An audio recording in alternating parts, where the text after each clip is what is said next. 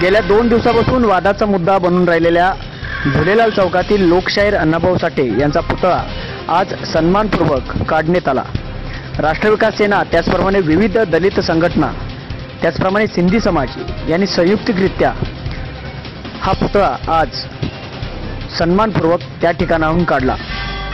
पुतळा काढण्यापूर्वी राष्ट्रविकास सेना तसेच अन्य दलित संघटनांच्या वतीनं त्या पुतळ्याची सांगली शहरामध्ये मिरवणूक काढण्यात आली। त्याचप्रमाणे पुतळ्याला दुग्धाभिषेक करून हा पुतळा सन्मानपूर्वक चांदीच्या रथामध्ये बसवण्यात आला। त्यानंतर कार्यकर्त्यांनी हा पुतळा सन्मानपूर्वक आपल्या कार्यालयामध्ये नेऊन प्रतिष्ठापित केला। यावेळी मातंग समाज त्याचप्रमाणे सर्व दलित संघटना मोठ्या संख्येनं झुलेलाल चौकात उपस्थित झाले होते। हा पुतळा झुलेलाल चौकातून हटवल्यानंतर सिंधी समाजानं झुलेलाल समाजाची प्रतिकृती असणारं माशाचे चिन्ह त्या ठिकाणी प्रतिष्ठापित करून जोरदार घोषणाबाजी केली। त्याचप्रमाणे जय झुलेलाल अशा घोषणांनी झुलेलाल चौक दणाणून गेला।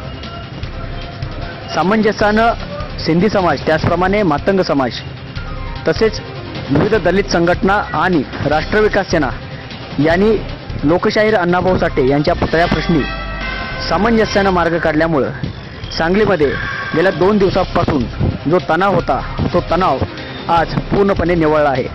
त्यामुळे सांगली शहरामधील वातावरण आता पूर्ववत झाले आहे। त्यामुळे सांगलीकरांनी सर्वच संघटनांचं आभार मानले आहेत। 1 ऑगस्ट रोजी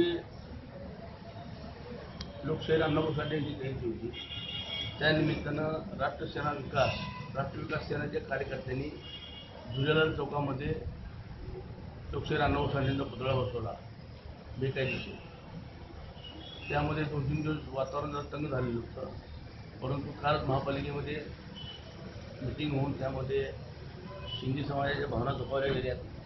त्या भूमिकेतनं आपण सगळ्यांनी प्रयत्न करून त्यामध्ये महापालिकेचे आमचे आयुक्त उपायुक्त विभागाचे नगरसेवक विवेक चव्हाण त्याचबरोबर धनपाल खोर तात्या आमचे सहकारी मित्र सचिन कदम त्याचबरोबर सांगलीची पी आय या सर्व लोकांनी तुम्हाला मध्यस्थी करून एक पुतळा तुट्य पद्धतीने बसवलेला आहे। काढण्याकरता त्यांनी संबोधित असतो की आज 11-12 वाजता अंदाजे ते पुतळा ते काढून परत ते झुलेलाल चौकात तत्कालीन नगरपालिकेच्या काळामध्ये तत्कालीन नगरपालिकेने झुलेलाल चौक त्या नावाला दिलं होतं। झुलेलाल चौकाची सिंधी समाजाच्या भावना होत्या, त्यानिमित्तानं ही सगळं कॉम्प्रोमाइज झाल्यानंतर अजून ते लोकशाहीर अण्णाभाऊ साठेंचा पुतळा काढण्यात आला। त्याचबरोबर सर्वे नंबर 268 ॲप्लिकेटमध्ये जवळजवळ 3,81 लाखाचं त्या ठिकाणी डॉक्टर बाबासाहेब आंबेडकर, शाहू महाराज, महात्मा ज्योतिबा फुले आणि अण्णाभाऊ साठे यांचा पुतळा उभारण्यासंदर्भात विषय मंजूर झाला असून उद्याच्या महासभेमध्ये तो विषय येणार आहे आणि निश्चितपणे तो विषय मंजूर करून घेऊन येत्या 4-6 महिन्यामध्ये तिथं चव्हाणच्या लोकांचं स्मारक होईल आणि जे कौतुकाचं उद्दिष्ट त्या सांगली शहरामध्ये होती त्यामध्ये निवडण्यामध्ये आम्हाला यश आलेलं आहे। त्यामध्ये सगळ्यांनी गुण्यागोविंदानं मात्र समाजाने देखील मान्य करून ते आता होता।